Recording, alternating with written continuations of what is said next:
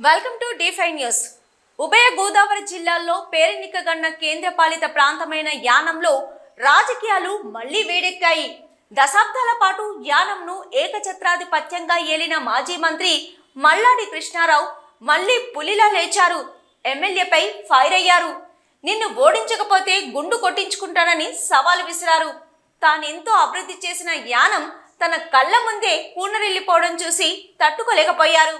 ఇప్పటికే మద్యం చీఫ్గా దొరుకుతుందనే చెడ్డ పేరుకి తోడు విచ్చలవిడిగా పేకాటలు కూడా ఆడుకోవచ్చనే పేరు తోడు కావడంతో ఆయన సహించలేకపోయారు.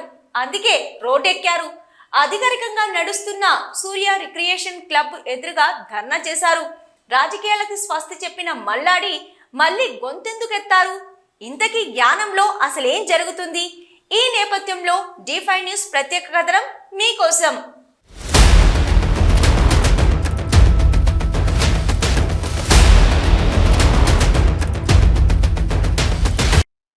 యానంలో ఎన్నికలు జరిగే అప్పుడు 3.5 ఏళ్లు కావస్తుంది. అక్కడ 25 ఏళ్లు మల్లాడి కృష్ణారావు ఎమ్మెల్యేగా పనిచేశారు. అంతేకాదు కాలక్రమంలో మంత్రి అయ్యారు. కేంద్ర ప్రభుత్వంలో వివిధ హోదాల్లో పనిచేశారు. యానం అభివృద్ధికి ఎంతో కృషి చేశారు. యానం చిన్న ఊరు అయినా సరే రాజీవ్ గాంధీ బీచ్ రోడ్డు దగ్గర నుంచి ఈఫిల్ టవర్, స్విమ్మింగ్ పూల్ ఇలా ఒకటి కాదు సాధ్యమైనంత వరకు నిధులు తీసుకొచ్చి అభివృద్ధి చేశారు. దానిని నలుగురికి కనిపించేలా చేశారు. కానీ 2021లో జరిగిన ఎన్నికల్లో ఆయన పోటీ నుంచి తప్పుకున్నారు. రాజకీయాలకు స్వస్తి చెప్పారు. ఈ నేపథ్యంలో గొల్లపల్లి శ్రీనివాస్ అశోక్ ఎమ్మెల్యేగా విజయం సాధించారు. యువకుడు కావడంతో దూకుడుగానే ఉండటం ఎన్నికల ముందు కలిసొచ్చింది. అదే ఇప్పుడు అభ్యంతరకరంగా మారిందని అంటున్నారు.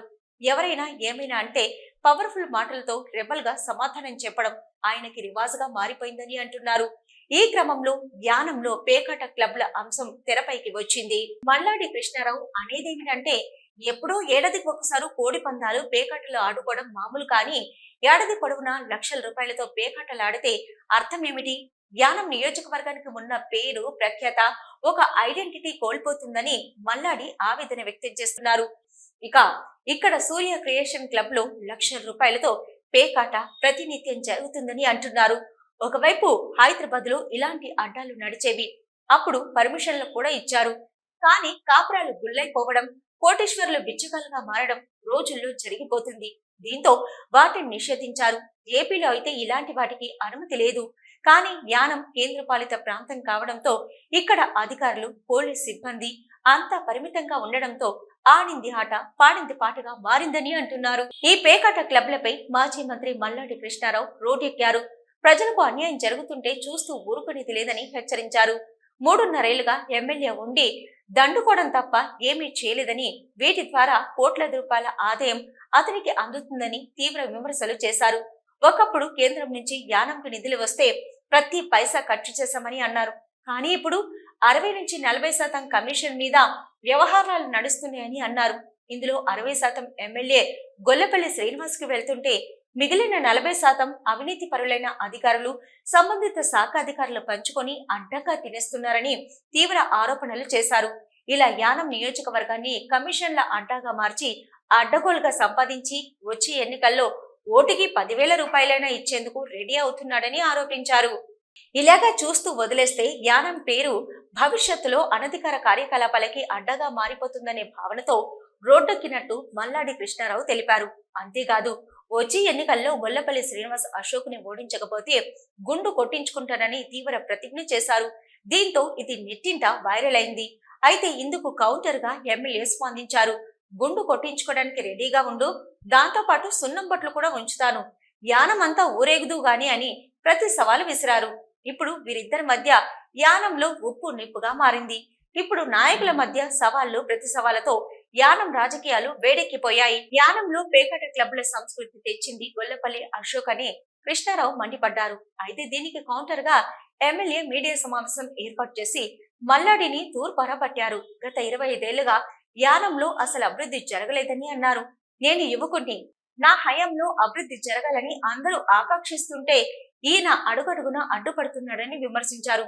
ఇకపోతే ముఖ్యమంత్రి రంగస్వామి తన మనిషి అంటూ ఏదైనా పని జరగాలంటే తన వల్ల మాత్రమేనని ఫీల్ అవుతున్నాడు. అంతేకాదు తనొక దైవాంశ సంభూతుడిగా ఊహించుకుంటున్నారని విమర్శించారు. రిజెన్సీ పరిశ్రమ మూతపడేందుకు కారణం ఎవరో అందరికీ తెలుసునని ఆరోపించారు.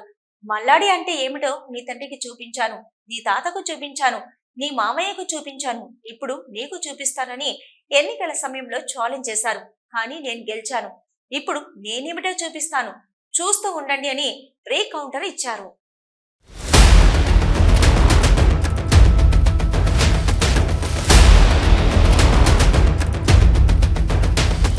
మొత్తానికి మాజీ మంత్రి సీనియర్ రాజకీయ నాయకుడు మళ్ళీ యానంలో తన మార్క్ పాలిటిక్స్ కి తెరతీశారు.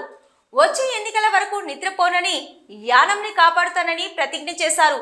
నేను రాజకీయాల నుంచి వైదొలిగాను, కానీ నేను నిలబెట్టే అభ్యర్థితోనే గొల్లపల్లి అశోక్ను ఓడిస్తానని ఛాలెంజ్ చేశారు.